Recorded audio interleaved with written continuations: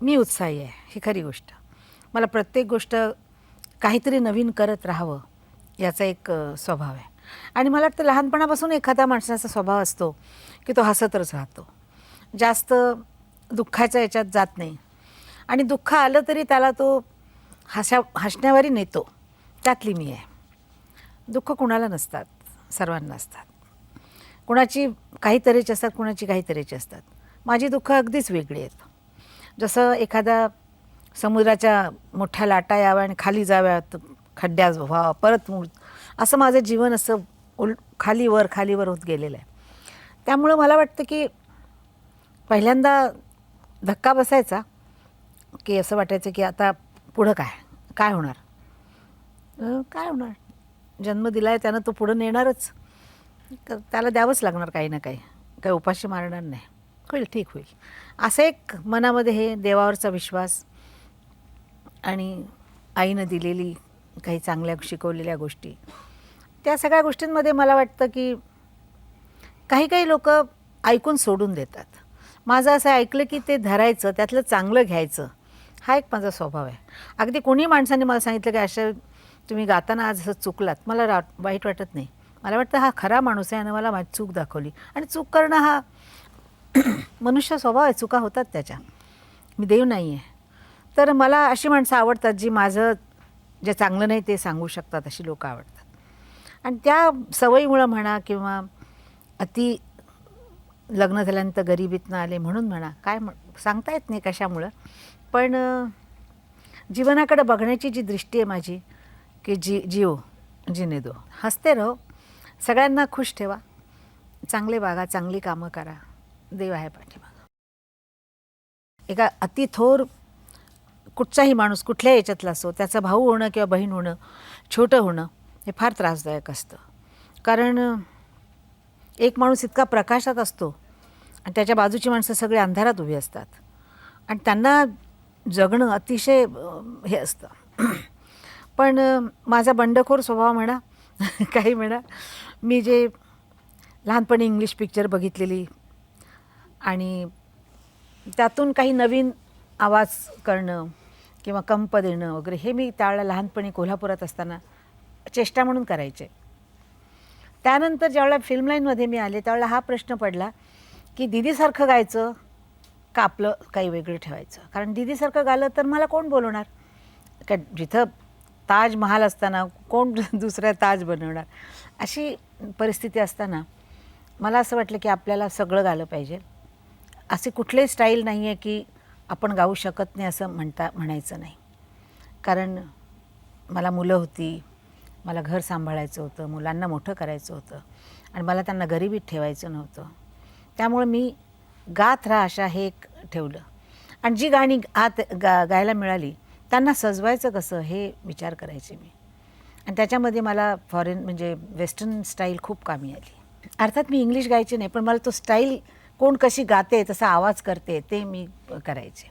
Catherine Valentina, नंतर काय नाव विसरले मी आता, तशा वेगळ्या वेगळ्या त्या अमेरिकन साऊथ अमेरिकन वगैरे ज्या बायका बघा, तर ते मी प्रयत्न करायचे. आणि त्यामुळं काय व्हायचं की गाणं वेगळं व्हायचं. आता मिस्टर जॉन बाबा खान या लाला रोशनदान ह्याच्यामध्ये शेवटी दान असं मी केलं, ते त्यावेळेला पहिल्यांदा आलं होतं. तर श्रीरामचंद्र एकदम खुश झाले, म्हणाले काय छान केलंस तू. मग मला त्यांना सांगितलं जाऊन एल्विस प्रेस्लीचं पिक्चर बघतेस का तू अशा. म्हटलं हां अशात बघते मी. अशा ते मला गाणं घ्यायचं आहे, इना मिना डी का. मी लगेच तो पिक्चर बघितला, तो गातोय कसा बघितलं की रॉक राऊंड द क्लॉक काय तसं पिक्चर होतं. तर हेली काहीतरी नाव होतं त्याचं. तर त्याचं ते गाणं मी ऐकलं 2-3 वेळा आणि मग मला गायला काही त्रास झाला नाही. आणि असं असल्यामुळं की काही नवीन आलं ते आपण घ्यायचं हा स्वभाव असल्यामुळं आणि त्या आनंद मिळतो मला त्याच्यात. प्रत्येक वेळेला एखादं गाणं आपल्यासमोर आलं, म्युझिक डायरेक्टर गातोय असं जर मी गाले तर ते लोकांना नाही आवडणार. कारण काही म्युझिक डायरेक्टर फार चांगले गायचे, पण काही लोकांना गाता येत नव्हतं, ते पेटीवर दाखवायचे. तर मग त्यातल्या बारकाव्या किंवा काय, आता एक फडके साहेब सोडले, ते तानाबिना म्हणायचे, तरी जर मी एकदम त्यांच्यासारखं जर आवाज करून गायले असते तर लोकांना आवडलं नसतं.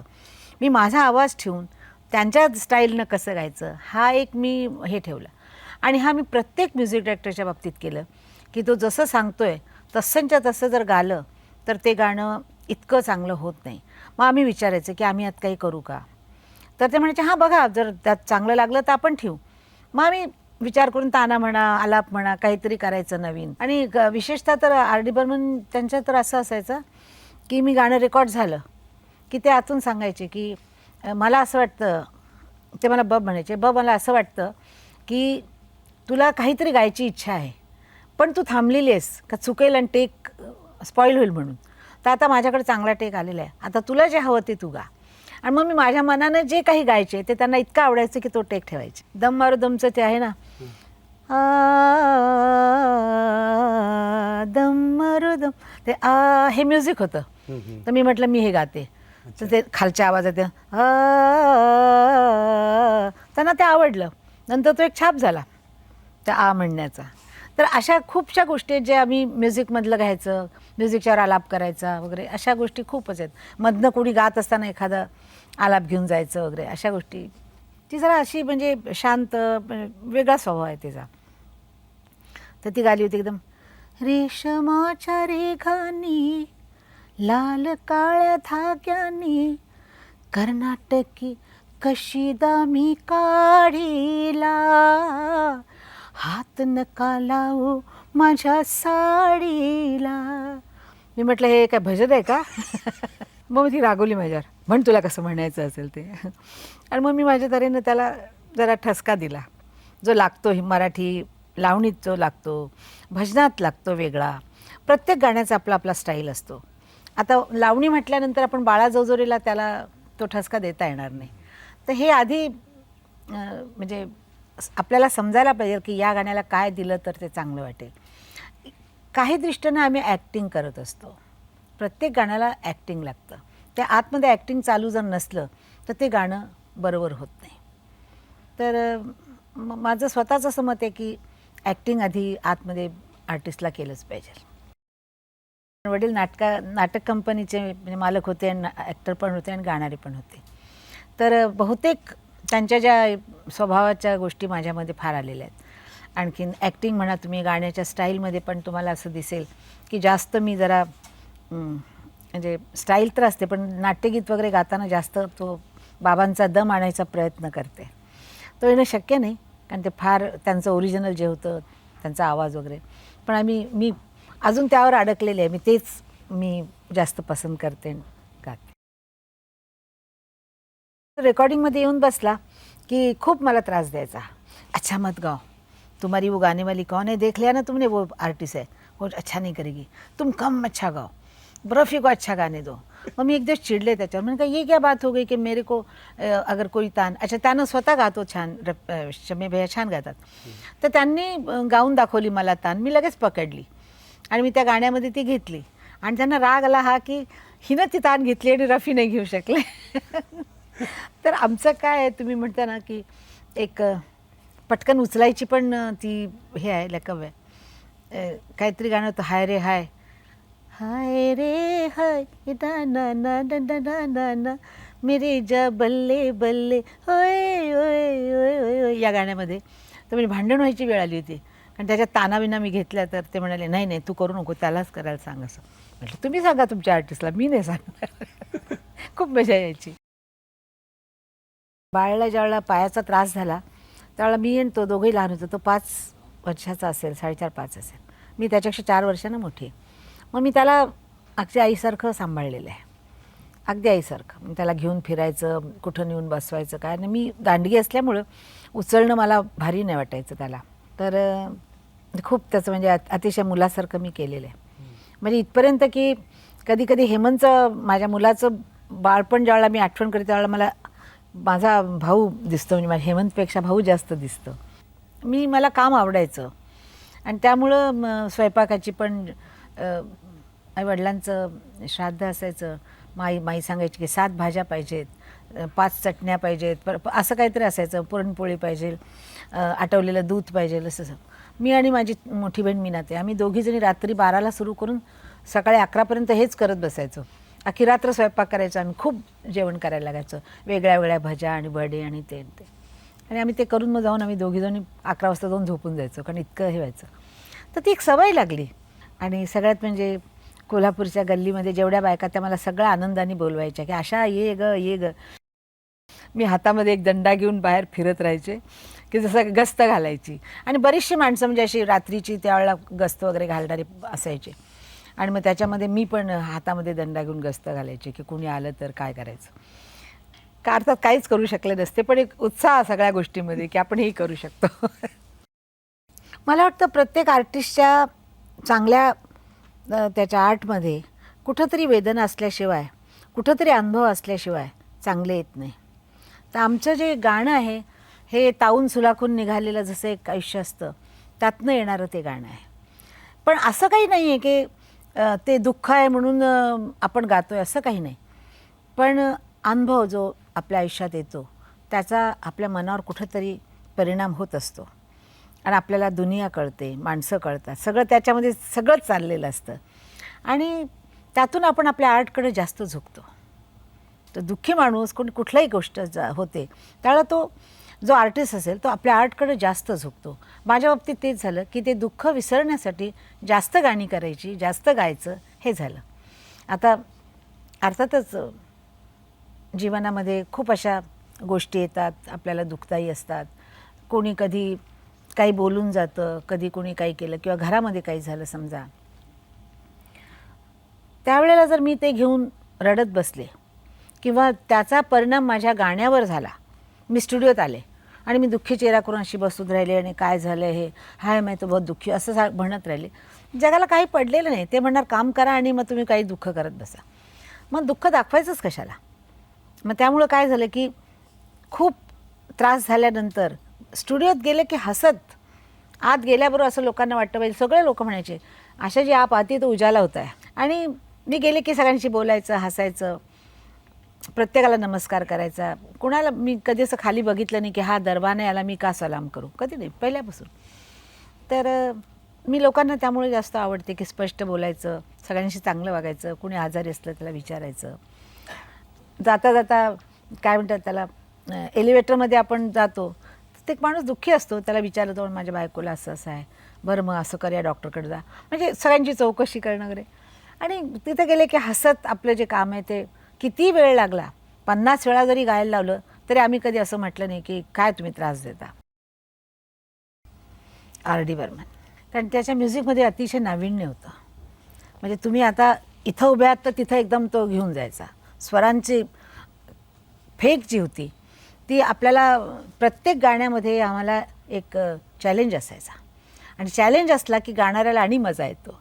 चॅलेंज घेण्याची मला अतिशय सवय आहे. चॅलेंज केलं की मी जास्त चांगली गाते. आणि त्याला ते बरोबर कळलं होतं की हिला डिवचून द्यायचं म्हणतात ना, तसं फणा काढणार, अशा तऱ्हेचं एक ते होतं. तर त्यांनी मला गाणं दिलं, सांगितलं की मी अशी बघत बसायचे की अच्छा आज ही नई परीक्षा आहे दिली रे, असं लईचं म्हणा, स्वरांचं म्हणा.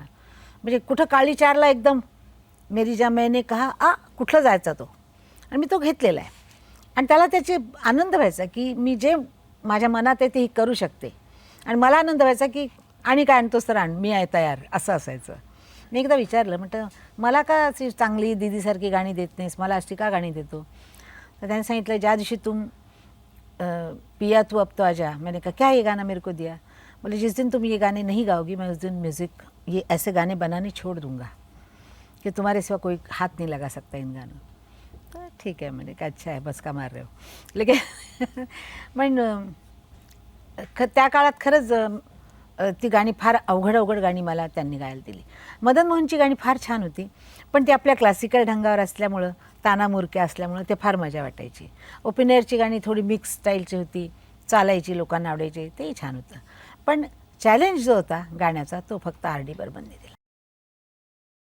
कसं सांगायचं आता हे मला वाटतं गाण्यामुळेच जमले. संगीत एखाद्याचं अतिशय आवडणं आणि एखाद्याला कोणाचा आवाज आवडणं यातनंच ही मैत्री झाली. पण मी जास्त मित्रताच म्हणते. कारण रात्रभर गाणी ऐकत बसणं म्हणजे साधारण असं होत नाही. आमचं असं हे होतं की गाडीत बसून फिरायला गेलं किंवा गाणी ऐकत बसलं वगैरे असं. आणि एक प्रकृती अशी असते, एक माणूस असा असतो की जो बंधनात राहणारा नसतो. आणि एक आर्टिस्ट म्हणजे आर्टिस्ट असा असतो की आपण हातात कोळसा घ्यावा आणि उभं राहावं. आणि आर डी बर्मनसुद्धा कोळसाच होता. तो कधी शांत बसलेला नाही आहे आणि तो सारखं गाणं ऐकायचं, कुठं जायचं, काय ते खंडाळ्याला जाऊन मशीन लावून रात्रीचे आवाज त्याच्यात घ्यायचे, ट्रेनचे आवाज घे, काय काय करत बसायचा. गाणी रात्रभर कोणाची ऐकायची, काय करायची, सकाळी एखादं गाणं तयार असायचं आणि बसला गाणं करायला की गाणं करून उठायचा, 10-15 मिनटात गाणं तयार. म्हणजे असं देवानं असं विचित्र प्राणी तयार केला. प्राणी म्हणजे विचित्र माणूस होता आणि त्याला काही बंधन नव्हतं कशामध्ये, की केव्हा जेवायचं, केव्हा झोपायचं, काही नव्हतं. रात्री 3ला झोपायचं, सकाळी 12ला उठलं की परत कामाला लागायचं. म्हणजे तो आपल्या चाकोरीत बसत नव्हता. आम्हाला सकाळी 10ला स्टुडिओत उभं राहायचं, रात्री मुलांना झोपवायचं आणि सकाळी उभं राहायचं, हे त्यांचं लाईफ नव्हतं. आम्ही वेगळ्याच लाईफमधनं आलेलो.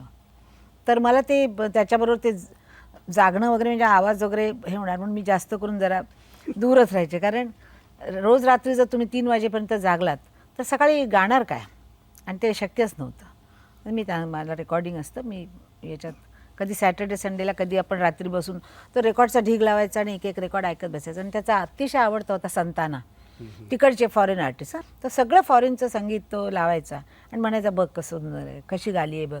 कधी कधी स्वतः करून दाखवायचा आवाजाचं काय करू शकतो वगैरे असं. तर छान होता माणूस, फार वेगळा स्वभाव होता. तो कधी मूडमध्ये आहे कधी नाही आहे मला कळायचं, कारण मी पहिल्यापासून त्याच्यावर गालेले आहे. तो खूप माझी चेष्टा करायचा, पाठीमागं वरून नर्वस करून टाकायचा, असं खूप हे करायचं. पण त्यानंतर त्याला कळलं की मी चांगली गाते म्हटल्यानंतर, आधी सुरुवातीच्या काळात म्हणजे 48च्या वेळची गोष्ट. पण त्यानंतर तो माझी चांगला वागायचा, माझं गाणं त्याला फार आवडायचं. पण फार विचित्र होता. को सिंगर म्हणून तुम्हाला सांगते अतिशय वात्रट होता. काहीतरी नवीन नवीन करायचा, मग आपल्याला जोश यायचा, आपण नवीन काहीतरी करायचं. म्हणजे गाण्यामध्ये फार हे यायची, चोरस असायची. रफी साहेबांचं कसं होतं, जे शिकवलं ते गायचे, तेवढंच असायचं. आणि आपण काही वेगळं गायलं की त्याशी चमकून जायचे. तर म्हणजे काय गाण्यामध्ये थोडीशी चढावड असली की मजा येते. तर ती चढावड किशोरबरोबर फार मिळायची. किशोर आरडी मी असले की वेगळीच मजा असायची. त्यावेळेला जितके म्हणजे वसंत पवार, कदम आणि वसंत प्रभू वगैरे खूपच म्युझिक डायरेक्टर, वसंत देसाई वगैरे सगळे लोक म्युझिक डायरेक्टर चांगले चांगले होते. पण फडकेसाहेब मला बोलवायचे. फडकेसाहेबांच्या गाण्यामध्ये अतिशय एक अवघडपणा असायचा आणि खूप त्रास द्यायचे की असं झालंच पाहिजे, असं खूप त्रास द्यायचे. पण गाण्याची जी मजा आली, ज्या ठिकाणी आपल्याला आरडीने जे दिलं की तुम्ही अवघड गाता आणि गोड गाता, ते मला हृदयनाथकडं मिळालं. त्याचं प्रत्येक गाणं गाताना फार विचार करावा लागायचा आणि फार मेहनतीनं गावं लागायचं. जीवलगा हे गाणं 7 मिनिटाचं आहे आणि रिटेक होऊ शकत नव्हता, रिटेक वगैरे काही व्हायचं नाही, एकच सलंग टेक व्हायचा आणि काही म्युझिक नाही त्याच्यात.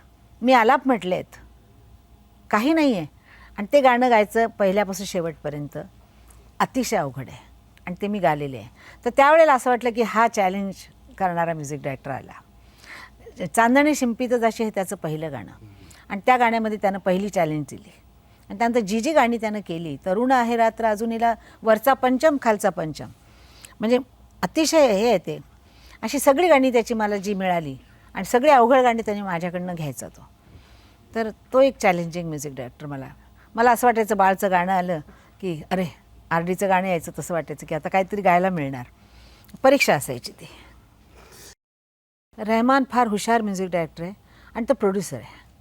आणि आजकाल कम्प्युटरमुळे इकडचं तिकडं नेणं वगैरे हे फार सोपं झाल्यामुळं ते गाणी सजवतात चांगले. त्यामुळं फार छान म्हणजे त्यांना हे करता येतं. आता काय गाणी सुरात पण करतात, लयीत पण करतात, मध्ये कोणी बेताल झालेलं असतं तर त्याला जोडतात तालामध्ये. म्हणजे आता गाणाऱ्यांना फार त्रास राहिलेला नाही आहे की बा असंच गालंच पाहिजे वगैरे. पण काहीतरी क्वालिटी अशी आहे त्याच्यामध्ये की जी सगळ्यांना आवडते. तर मला त्याचं अतिशय गाणं आवडतं, रंग दे रंग दे, रंग दे रंग दे, फार सुंदर गाणं आहे. किंवा त्याचं ते छैया छैया वगैरे अशी गाणी, दीदीचं गाणं दिया जले, अशी गाणी छान करतो गाणी. आणि मला वाटतं की त्यांना अवॉर्ड मिळालं आहे, तर त्याबद्दल मला फार आनंद आहे. आणि ते सुद्धा आपल्या हिंदुस्थानचंच नाव झालेलं आहे. मी आधी त्यांना नाहीच सांगितलं होतं, पण त्यांनी सांगितलं की तुम्ही गा सकती हो. त्यांनी मला 2 मोठ्या सिंगरची गाणी पाठवून दिली, त्यांनी गावलेली, आणि त्यांनी सांगितलं मला हे पसंत नाही आणि तू गायचं आहेस. मी तर आणखीनच खरासच झाले एकदम. तर माझा मुलगा म्हणाला की एकदा ट्राय करून बघ. म्हटलं बाबा ट्राय करायचं म्हणजे काही साधी गोष्ट नाही. म्हटलं अली अकबर खान साहेबांच्या क्लासिकल चिजा गायच्या, म्हटलं काही साधी गोष्ट नाही आहे. मग त्यांनी मला गणपती वगैरे बसवून मला त्यांनी कन्या केली, मग गंडा बांधला, मग त्यांनी गाणं शिकवली त्यांची.